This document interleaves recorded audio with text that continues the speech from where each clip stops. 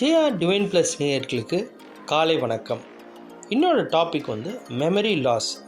நம்ம சின்ன வயசுலேருந்து பல படிப்புகள், பல புஸ்தகங்கள் படிச்சிருப்போம். நம்ம பெரியவங்க நமக்கு சொல்லிக் கொடுப்பாங்க.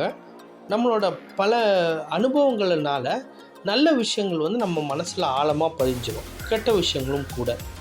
தக்க சந்தர்ப்பம், சிச்சுவேஷன் அதுக்கேற்ற மாதிரி வரும்போது இந்த மெமரி நமக்கு உதவும்.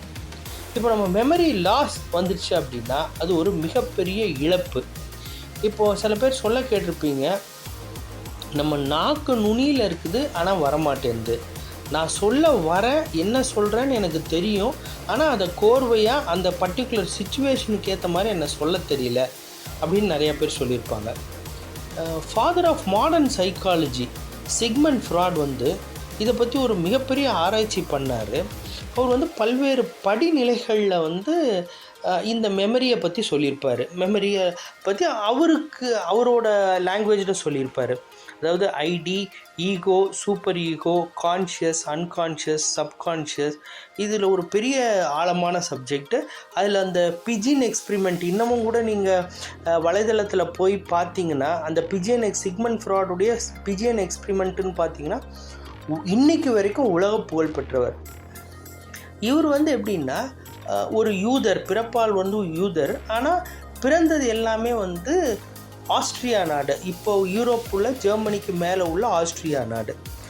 அப்போ இருக்கிற காலகட்டங்களில் ஜெர்மனி ஆஸ்ட்ரியாவை பிடிக்க போகும்போது இவருக்கு உயிருக்கு பயந்து இவர் பல்வேறு நாடுகளை ட்ராவல் பண்ணி செட்டில் ஆகுறாரு. இந்த பாதிப்பின் காரணமாக இவர் ஒரு ஆழமாக சிந்திக்கிறாரு. இது மூலமாக ஒரு தியரி வருது. இப்போ நீங்கள் பார்த்துருப்பீங்க, பல்வேறு மோட்டிவேஷ்னல் புக்ஸு, ஸ்பீச்சஸ் எல்லாம் நீங்கள் பார்த்தீங்கன்னா நம்ம எதிர்காலத்தில் என்ன ஆகணும் அப்படின்றத நம்ம உருவகப்படுத்தணும். ஸோ அந்த உருவகப்படுத்தி அதையே நினச்சிட்டு இருந்தோம் அப்படின்னா ஒரு கட்டத்துக்கு அப்புறமா அது உண்மையாலுமே நடக்கும் அப்படின்றது கருத்து. இதுதான் இப்போ உள்ள பாப்பர். இதுக்கெல்லாமே விதை விதைச்சவர் இந்த சிக்மண்ட் ஃப்ராய்டு. இதை சிம்பிளாக டாய்ச்சி லாங்குவேஜில் நம்ம பார்ப்போம். Conscious, subconscious, super conscious. இப்போ கான்ஷியஸ்ன்னு எடுத்துட்டோம் அப்படின்னா இப்போ இங்கே இந்த நிமிஷம் இந்த நொடி நம்ம கான்ஷியஸாக இருக்கிறோமா அப்படின்றது. சப்கான்ஷியஸ் அப்படின்றது நம்மளுடைய மெமரி. சூப்பர் கான்ஷியஸ் அப்படின்னா நமக்கு இது வரைக்கும் வராத சிச்சுவேஷனை நம்ம யோசிக்கிறோம். அந்த வராத சிச்சுவேஷன் வந்ததுன்னா எப்படி அதை ஹேண்டில் பண்ணுறது, எப்படி அதை எதிர்கொள்கிறதுன்றதை நம்ம யோசிக்கிறோம். யோசிச்சுட்டு ஒரு சொல்யூஷன் நம்ம கொண்டு வரோம். அந்த சொல்யூஷனை எங்கே பதிவு பண்ணுறோம் அப்படின்னா நம்மளுடைய சப்கான்ஷியஸில் பதிவு பண்ணுறோம். எதிர்காலத்தில் அந்த மாதிரி ஒரு நிலைமை வரும்போது, சிச்சுவேஷன் வரும்போது இந்த சப்கான்ஷியஸ்லேருந்து நம்ம அதுக்கு உண்டான விடை வருது. அப்படின்னா என்ன அப்படின்னா நம்ம இன்றைக்கி இருக்கிற அனுபவம், நேற்றைய அனுபவம் எல்லாமே மெமரி. கான்ஷியஸ் அப்படின்னா இப்போ நடக்கிறது 100% பீயிங்.